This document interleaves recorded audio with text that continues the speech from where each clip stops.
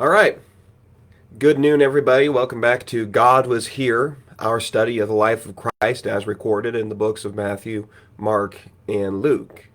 In our last session, we talked a little bit about the beginning of the life of Christ. In fact, in the last several sessions, we were talking about his life up to his ministry and the beginning parts of his ministry. And we just now got started in to the basic swing of the Synoptic Gospels, which is miracle, miracle, miracle, teaching, teaching, teaching. And that seems to be pretty much how the pattern is going to be. Now, when we're into the actual swing of it, we're probably going to be spending more time on the teachings of Christ rather than the miracles. We'll still talk about them, but there's just not as much to say about it unless there's a teaching involved with it. Remember, one of the big things we're trying to do in this lesson is bring out who Jesus actually was, because he is such a misrepresented character in history. And in order to understand who he was, we ought to go to the horse's mouth itself, right? We ought to listen to what he has to say. And while we do learn some things about the miracles, we learn, of course, about his compassionate nature quite often through the miracles. We learn that he was exactly who he claimed to be through the miracles. After all, if he weren't the Son of God, God's not going to be empowering him to perform miracles if he's a blasphemer. So we learn those things, but those things we tend to learn again and again through the miracles. It's the same basic lesson. Now, the fact that it happens so many times, I suppose that's also a lesson on its own. But because of that, we're going to run through the miracles a lot faster than we do the teachings. The teachings really deserve more time to dissect what does Jesus mean when he says this. So, today we're going to be talking about some of his early miracles. Again, there's some guesswork here as to the chronology of this because it doesn't really try that hard to be chronological, the Gospels that is. They don't try to be that chronological about it, so you have to do some guesswork. But I think towards the beginning is when you see him casting out a lot of demons. We're mostly going to be in Mark's account for this one. We're going to talk about the man that he heals in the Decapolis. The Decapolis is a Gentile area of the Roman Empire that was historically part of Israel. It's on the east side of the Jordan. Now, that was sort of an overflow area, once again, historically for Israel. It wasn't part of the Promised Land per se, but Reuben, Simeon, and half of Manasseh. Is it Simeon? I think it's Simeon. Correct me if I'm wrong. For some reason, I'm thinking maybe Gad. I don't know. But Reuben, for now, Simeon, and half of Manasseh, they are over on this east side of the Jordan. But since then, since the kingdom of Israel has certainly waned in power, it's become a mainly Gentile area. And even to this day, this area that is called the Decapolis, which, you take it apart, Deca usually means 10, and so Decapolis is the area of 10 cities, mainly Gentile area. Jesus apparently preached in that area as well, and one of his more famous exorcising of demons happens there, and that's what we're going to be spending most of this time, and mostly in Mark's account. Before that, I should mention, however, we should talk about demons because it sort of comes out of nowhere when we deal with the life of Christ. Demons are not mentioned that much in the Old Testament. There's occasional reference to maybe some sort of desert demon out there, or evil spirits sometimes are mentioned in the Old Testament. It says that King Saul had an evil spirit inflict him. But it's not clear that when the Old Testament is talking about those evil spirits that they're talking about the same whatever demons are. It could well be that if it's talking about desert demons, it's just making reference to local folklore. It might not even be literal in that case. And the evil spirit upon Saul, I am, of course, a big proponent of taking the Bible literally, but I think there's a good case to be made here. That's not supposed to be a literal evil spirit, but rather just a way of expressing something that's happening. Now, a lot of people will say that's what's going on in the New Testament whenever demons are talked about as well. As we'll see, that doesn't really make sense, right? If for example, what King Saul was going through would have been something that we would describe today as like bipolar disorder, maybe you can get away with that. I don't think anybody who has bipolar has the bipolar disorder talking to people, though. When we've seen Jesus already, and you might remember that when it gave a general overview of what it was like when Jesus did miracles, a common one was casting out demons. And they are personified. It's not just a generalized, either you'll be out in the desert with the spirits, or that an evil spirit has come upon Saul, and you see actions that don't make a lot of sense from a rational standpoint, and maybe you have mental illness going on there, but there's never a personification of the evil spirit. Here, the evil spirits have already been personified when we see the demons. It tells us that when Jesus cast out the demons, one, they recognize who he is. That has a pretty, that to me, that's a strong blow against the idea of faith alone. To the writer of James, he would probably say the same thing. But it's not just that they recognize who he is. He doesn't let them speak. It's pretty clear he's talking about some literal entity. Now, we don't know much about these particular entities. Like I said, outside of this period, there's just not much going on. In fact, even directly after the life of Christ, we don't see nearly as much about demons during the period of the church than we do during the life of Christ. It still shows up. Still happens every once in a while, and some pretty important things happen with demons. A few people, the sons of Sceva, who was a Jewish priest, they tried to exorcise a demon in the book of Acts, and in my opinion, rather humorously, it beats them up and strips them naked and it throws them outside because they didn't actually have any power to do something like that.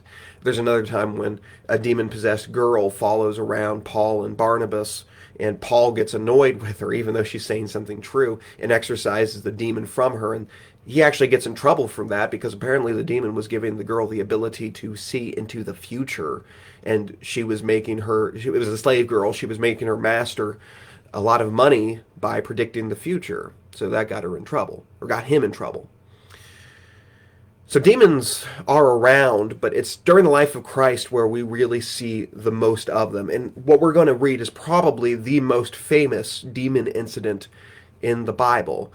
And it might be the only named demon that I can think. I'm probably speaking too fast, but certainly the most famous name for a demon in the Bible. We're going to read about the incident with Legion. Now, like I said, we don't know much about where these demons come from. We can take some pretty good guesses. I tend to fall into the camp that believes that demons are fallen angels. The Bible tells us in multiple places, yes, it's possible for an angel to sin. It seems to indicate that many of them sinned at the very beginning.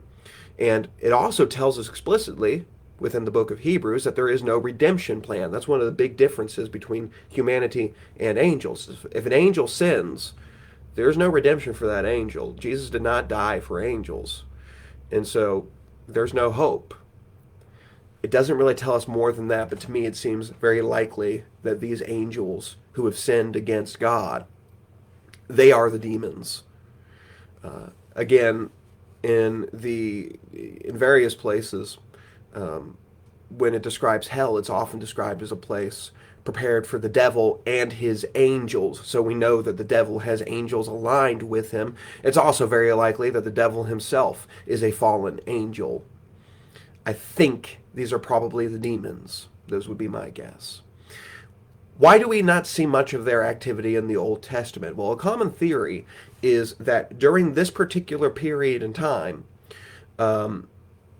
demons were allowed more power on earth. For this very narrow period of time during the writing of the New Testament, they were allowed more power on earth, specifically to help show that Jesus was who he said he was, and that his disciples were who they said they were, because they're also casting out demons all the time. We mentioned earlier that one of the things specifically that the apostles were empowered to do was to cast out demons. So they have, it could be that they're there as a little bit more proof of who Jesus and his disciples are. Is it possible that demons are still with us today? Well, I would say this. I don't think the Bible conclusively says either way.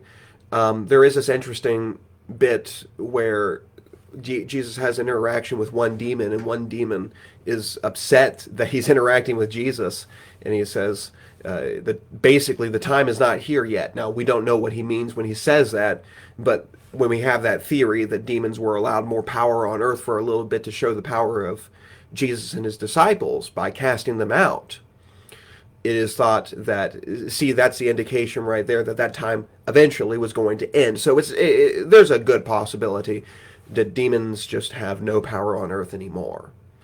And I will say this as well. Burden of proof definitely would lay on those who believe in modern day demon possession. And I have yet to see any proof for that sort of thing. So I tend to lean towards probably no more demon activity today. But at the same time, I can't say conclusively, no, there absolutely is no demon activity. Maybe it still happens. I often like to, and this is a little bit tinfoil hatty of me, and I apologize for that, but I've always wondered if a lot of activity which is ascribed to dead people, ghosts, right? Wonder if any of that could possibly be demon activity.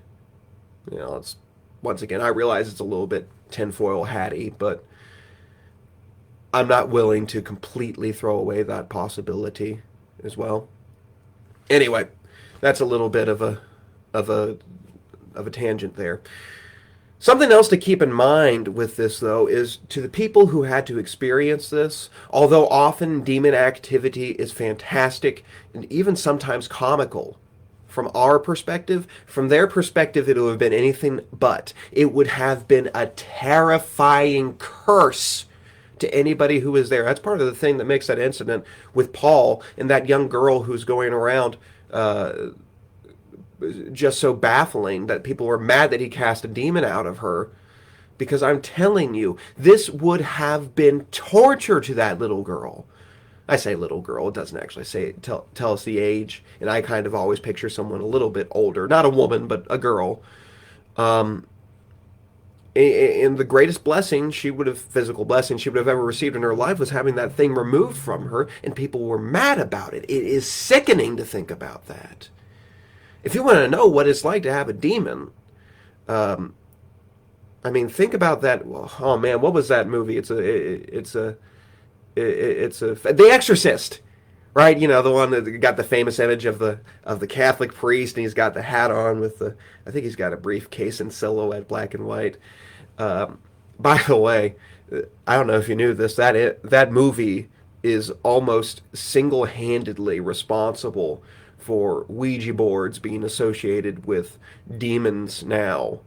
And there was a time Ouija boards were outselling Monopoly boards until that movie came out. And suddenly, oh, this is, to my understanding, the way those were looked at was about the same as a Magic 8 Ball, you know, just a little toy, nothing to it. But people now think it's a legitimate way to contact otherworldly demons. But what's the word for it?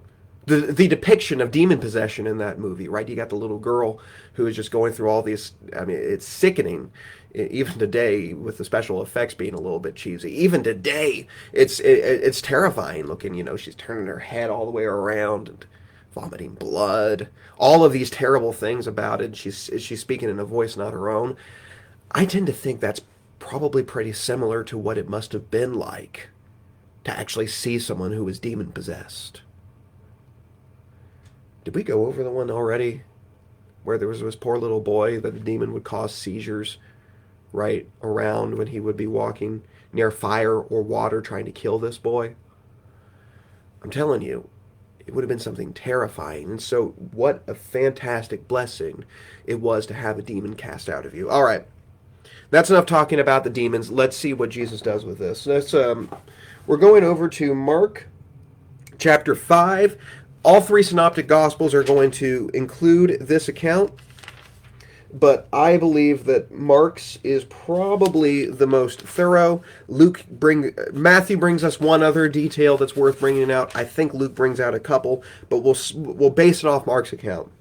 Mark chapter 5, beginning in verse 1. They came to the other side of the sea, to the country of the Gerasenes. That's the Decapolis we talked about before. And when Jesus had stepped out of the boat, immediately there met him out of the tombs a man with an unclean spirit. Here, the word might be different in other places. Here, the demon is being called an unclean spirit.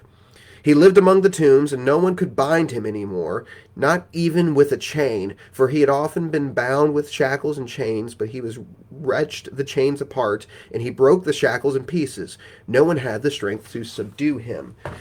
One of the strange things about demons is apparently they could give people supernatural powers. We talked about that girl who could see the future from that demon, but it's not a blessing. Never make the mistake of thinking that these powers are ever a good thing, because when they have that ability, it always ends up as a bad thing. With this particular man, if you want to think of it in terms of a superhero, he's got super strength, and he is so badly with these demons. The only place he can live is among the tombs. Can you imagine how terrifying it'd be to run into this guy? You can't bind him. They've tried to lock him up before. They put ropes on him. He snaps them apart. They put chains and all these things on him. He snaps that apart too. I've seen superhero movies where the characters do that sort of thing. This was a real person who could do that. Can you imagine how terrifying it would be to see that? By the way, the Bible doesn't tell us that there was anything about him that he was tougher than normal.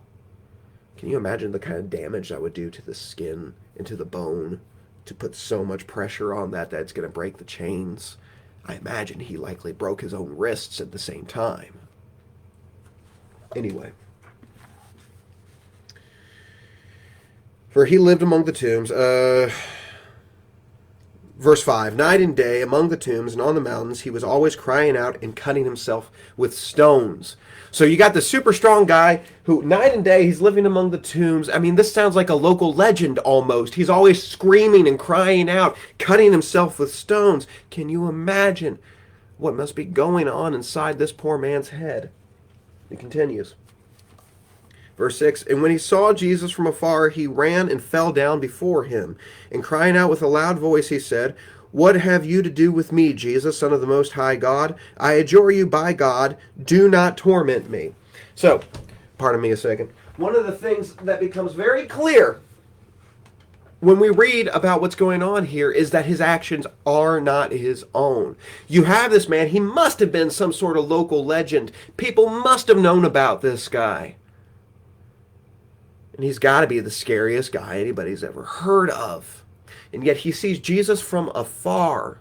He runs towards Jesus, not as an attack, but goes down at his feet immediately, bows down before him and says, what would you have of me, Jesus, Son of the Most High God? Have you come to torment me?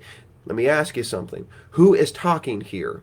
Did Jesus ever come to torment somebody who was a victim of circumstance as a demon-possessed person would be? I suppose he tormented some people, but if he tormented somebody, it was for a purpose. He would torment the scribes and the Pharisees and the Sadducees because they would pervert the word of God. And his tormenting was not being done just for the sake of tormenting, which is why I don't even think that's really the right word for it.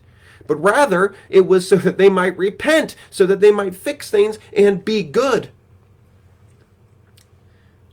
Certainly, he never came to torment any paralytic or any blind person or deaf person or anybody else he healed. It's the demon that's speaking here. It's only the demon that would see what Jesus is doing is torment. He's afraid. He also knows he can't run, so I might as well just run straight towards Jesus and bow before him.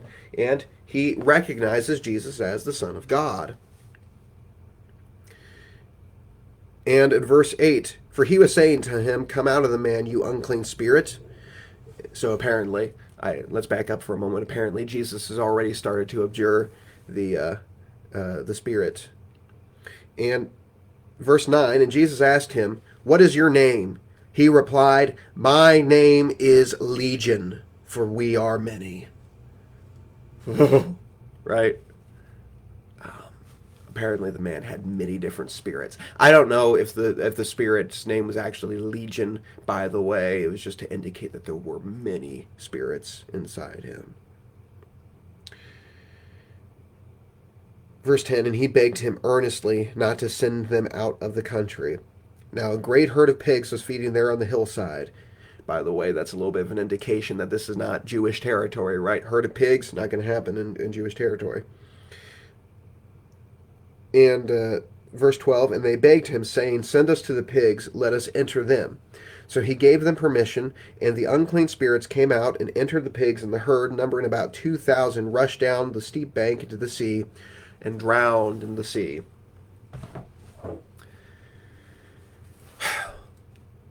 I'd be lying to you if I say I understood exactly what's going on here. I don't know if I'm meant to understand exactly what's going on here, because it's happening between two beings who are aware of an entire realm that I'm just not, being the spiritual realm.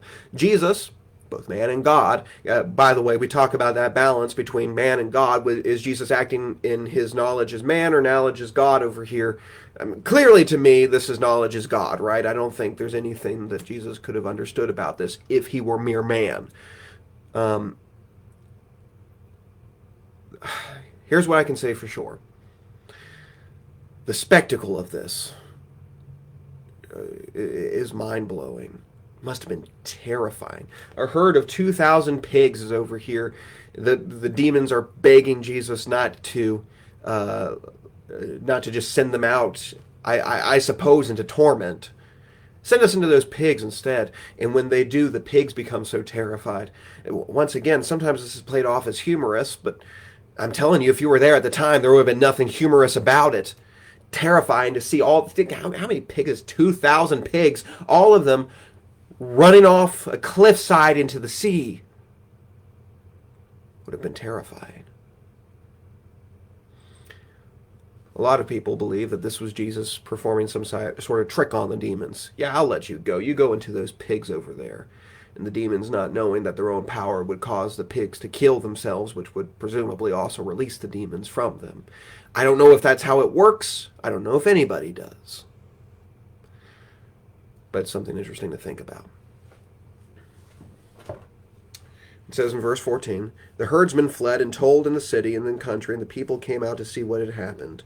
And they came to Jesus and saw the demon-possessed man, the one who had the legion, sitting there, clothed and in his right mind, and they were afraid.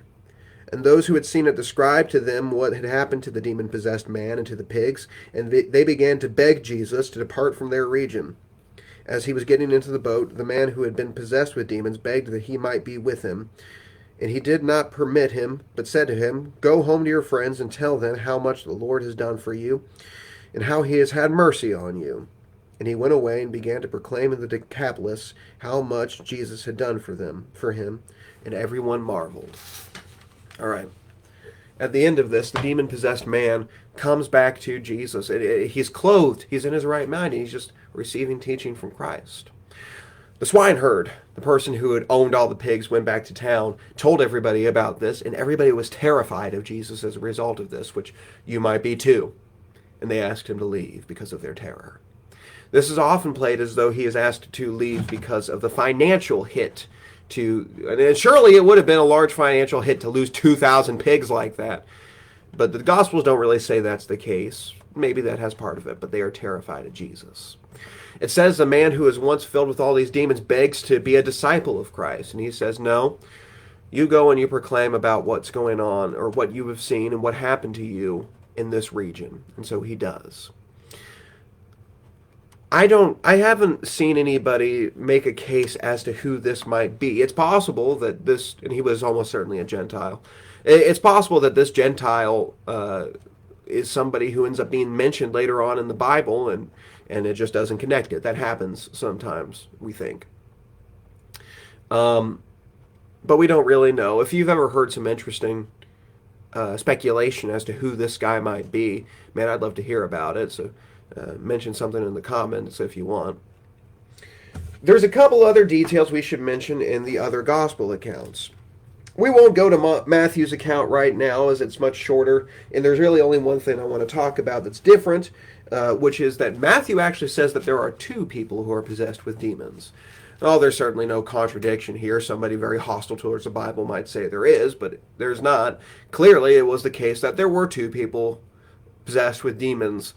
Mark and Luke just mention one of them. Matthew decides to talk about the second one. The second one probably was not nearly as significant as the first one, which is why Mark and Luke don't talk about him. Silly accusation for a contradiction, I know, but people do it. Let's go to Luke's account, however, see how he brings out a couple of differences. That's going to be Luke chapter 8 is where he talks about this incident.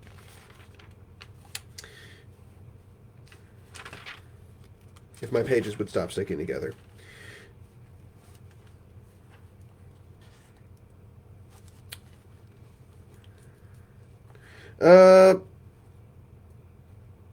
Let's go into verse 34. When the herdsmen saw what had happened, they fled and told in the city and in the country.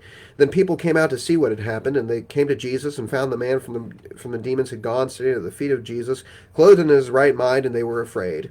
And those who had seen it and told them how the demon-possessed man had been healed. Then all the people of the surrounding country of the Gerasenes asked him to depart from them, for they were seized with great fear. So he got into the boat and returned. The man from whom the demons had gone begged that he might be with him, but Jesus sent him away, saying, "Return to your home and declare how much God has done for you." And he went away, proclaiming throughout the whole city how much Jesus had done for him. Mostly some of the same details. I think Luke makes it a little more clear the reasoning why the people want Jesus out of that area. And then Mark makes more reference to his personal relationships, the demon-possessed man he is, and how he talks to his friends. And Luke just says the whole city. Once again, there's no contradiction here. It's just supplementation on one another. All right. I know we've been at this a while, but I do want to talk about one other incident that Mark records in Mark chapter 1. Again, the chronology on this, who knows? This is just my best guess with it. But Mark chapter 1, verse 21 gives another reference of demon healing. It says, and they went into Capernaum, and immediately on the Sabbath he entered the synagogue and was teaching. And they were astonished at his teachings, for he taught them as one who had authority, and not as the scribes. And immediately there was in their synagogue a man with an unclean spirit, and he cried out, "What do you have to do with us, Jesus of Nazareth? Have you come to destroy us? I know who you are, the Holy One of God." But Jesus rebuked him, saying, "Be silent and come out of him." And the unclean spirit convulsed him, and crying out with a loud voice came out of him. And they were all amazed, so that they questioned among themselves, "What is this? A new teaching with authority. He commands even unclean spirits, and they obey him." And at once his fame spread everywhere throughout all the surrounding region of Galilee. So this was back in a different incident while he's in Capernaum, so not in the Decapolis. He's in the synagogue, and very similarly, a man with a demon, once again, probably not speaking from himself, but speaking from the demon, says, "I know who you are, O Holy One of God." And at this, Jesus commands that the demon come out of him. And when you just read through it real quickly, it doesn't... It's not a drama book. It's not trying to show you the drama of it, but when you start thinking about it, the terror must have been real. It says he was convulsing. He must have dropped to the floor, shaking like that, and he says he's screaming the whole time. It would have been terrifying. But then the demon's gone. In the future, we probably won't talk too much about detail every single time demons are cast out by Jesus. So we're mostly trying to cover what it would have looked like in this lesson. Again, there are going to be specific times where we do, but man, think about just the complete change. There's no struggle either, by the way. That's something that those horror movies, when somebody's demon-possessed, love to put. There's a struggle in trying to cast out the demon. Jesus never struggled in casting out a demon, admittedly. Sometimes his apostles did, but not Jesus. And man, it would have been such a blessing to all those he was around. So what we covered very quickly an incident in which Jesus cast out one demon from a man in Capernaum, and then we spent most of the time talking about this time in the Decapolis where he cast out Legion, a man who has so many demons they've given him almost supernatural powers, but it's not a benefit. Nobody can control the guy. He's cutting himself with stones, living in tombs. and crying out day and night. Almost would have been a legend around him. Immediately when Jesus comes by, though, he runs up to him, bows before him, and starts trying to bargain with him, and it doesn't end particularly well. 2,000 pigs end up being possessed by these demons instead, and they run straight into the sea. That mentions that swineherd who saw the whole thing. It must have been the most incredible sight of his whole life, and I'm sure it haunted him for some time.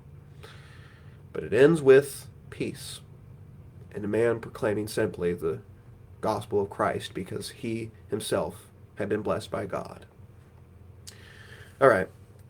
That's all the time we have for this afternoon. Thank you so much for joining us. I love you all. Hope to see you next time.